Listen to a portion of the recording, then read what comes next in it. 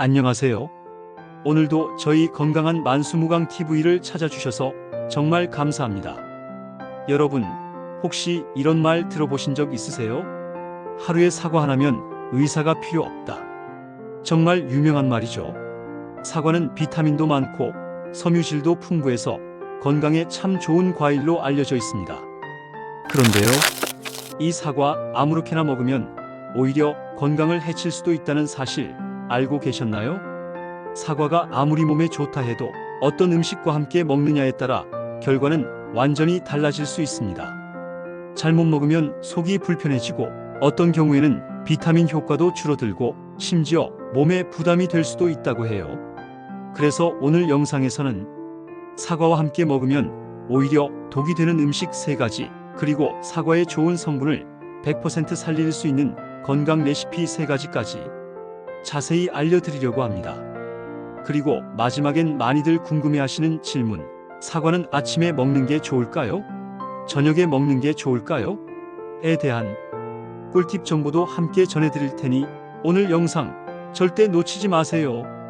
그럼 지금부터 바로 시작해 보겠습니다. 지금부터 사과와 함께 먹으면 좋지 않은 음식 3가지를 하나씩 깊이 있게 알려드릴게요. 첫 번째는 사과와 우유입니다. 이 둘 아침에 함께 드시는 분들 많으시죠? 겉보기에 건강해 보여도 실제로는 위장에 부담을 줄 수 있는 조합이에요. 왜 그런지 자세히 살펴볼게요. 사과는 산성식품이고요. 우유는 알칼리성 식품이에요. 위 안에서 이 둘이 만나면 서로의 소화를 방해하면서 위산이 과도하게 분비되고 소화가 지연되죠. 그래서 속이 더부룩하고 트림이 잦아지거나 심한 경우 구역질이 날 수도 있어요. 이게 반복되면 어떻게 될까요? 소화불량이나 위산 역류가 생기고 위 점막이 지속적으로 자극을 받아 만성 위염으로 진행될 수 있어요. 더 나아가면 위암까지도 연결될 수 있습니다. 특히 중장년층 이상이시거나 위가 약한 분들께는 정말 주의가 필요한 조합입니다. 서울의 한 내과에서도 식후에 사과와 우유를 함께 드신 분들 중 위산 과다 증상을 호소하는 사례가 많다고 보고했어요. 특히 50대 이상 여성분들에게서 위식도 역류 증상이 자주 나타난다고 하네요. 그래서요, 사과는 공복에 따로 드시고 우유는 식사 후 따뜻하게 한 잔 드시는 걸 추천드립니다. 2가지를 같은 식사에서 함께 드시는 건 피하시는 게 좋아요. 두 번째는 사과와 당근입니다. 색도 예쁘고 맛도 괜찮고 주스로 갈아 마시면 건강해질 것 같은 느낌 드시죠? 그런데 이 조합은 건강한 것 같지만 비타민을 없애버리는 조합입니다. 왜 그런지 알려드릴게요. 당근에는 아스코르비나아제라는 효소가 들어있는데 이게 사과에 들어있는 비타민 C를 산화시켜서 파괴합니다. 믹서기로 함께 갈게 되면 산소와 만나면서 이 효소가 더 활발하게 작용해서 비타민이 거의 남지 않게 돼요. 비타민 C는 우리 몸에서 아주 중요한 역할을 하죠. 세포를 보호하고 면역력을 높이고 콜라겐 생성을 도와서 혈관이나 피부 건강에도 좋고요. 그런데 이게 없어진다고 생각해 보세요. 몸속 방어막이 무너지는 거예요. 그 결과 면역력이 떨어지고 감염에 취약해지고 세포 손상으로 암 발생 가능성도 커지고요. 특히 뇌세포가 손상되기 쉬워지기 때문에 알츠하이머나 치매 같은 퇴행성 질환도 생길 수 있어요. 일본 규슈대학 식이연구소에서는 사과와 당근을 함께 갈아 마신 그룹에서 오히려 비타민C 수치가 감소했다는 연구 결과도 있었어요. 건강하려고 먹은 게 오히려 건강을 해치는 셈이 된 거죠. 그래서 이 조합 꼭 같이 드시고 싶으시다면 레몬즙을 몇 방울 추가해 주세요. 레몬 안의 산 성분이 효소 작용을 막아줘요. 그리고 가능하다면 사과와 당근은 따로 갈아 마시고 주스는 갈자마자 바로 드시는 걸 추천드려요. 세 번째는 기름진 고기와 사과입니다. 요즘 고기 재울 때 사과즙 많이 넣으시죠? 스테이크에 사과 샐러드 곁들여 드시는 분들도 많고요. 입에는 잘 맞지만 위와 장에는 생각보다 큰 부담이 될 수 있어요.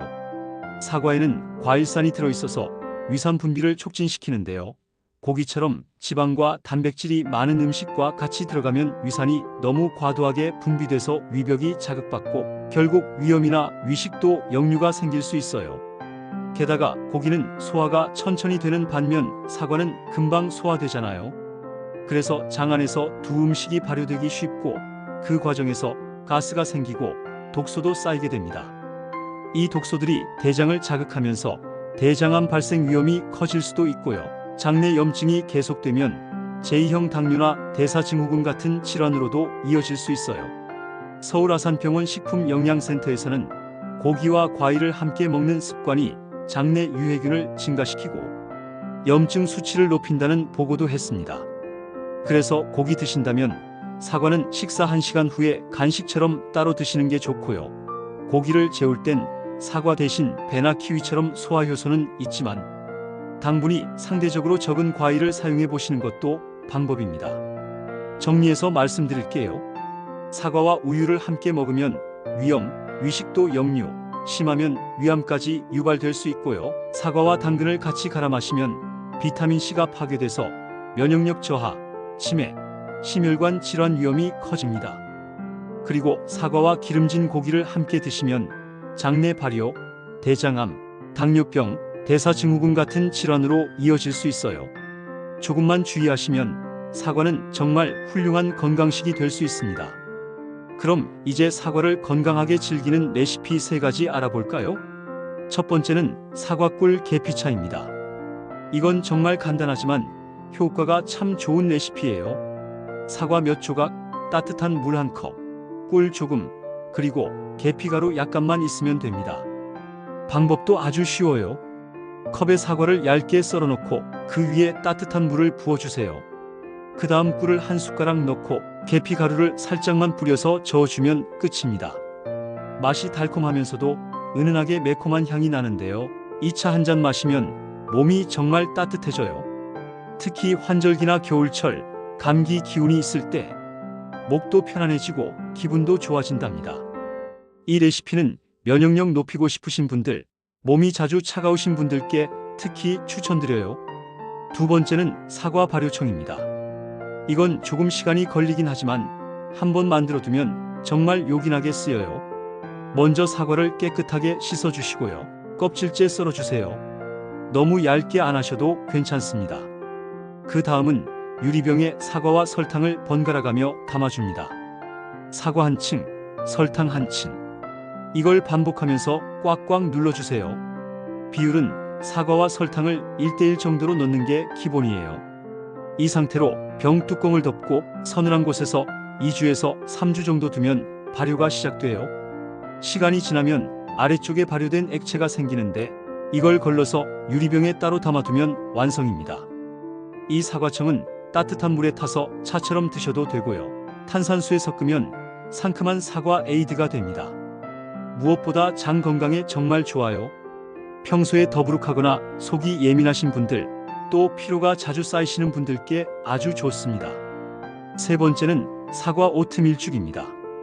이건 바쁜 아침에도 속 편하게 든든하게 챙겨 먹을 수 있는 레시피예요. 먼저 사과 반 개 정도를 잘게 썰어주세요. 오트밀은 2~3숟갈이면 충분합니다. 여기에 우유나 두유 1컵 정도 부어주세요. 이걸 냄비에 넣고 약한 불에서 천천히 끓이면 돼요.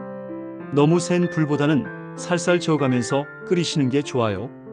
끓이다 보면 사과가 말랑말랑해지고 오트밀이 퍼지면서 죽처럼 되거든요. 이때 꿀을 살짝 넣어주면 맛이 한층 부드러워집니다.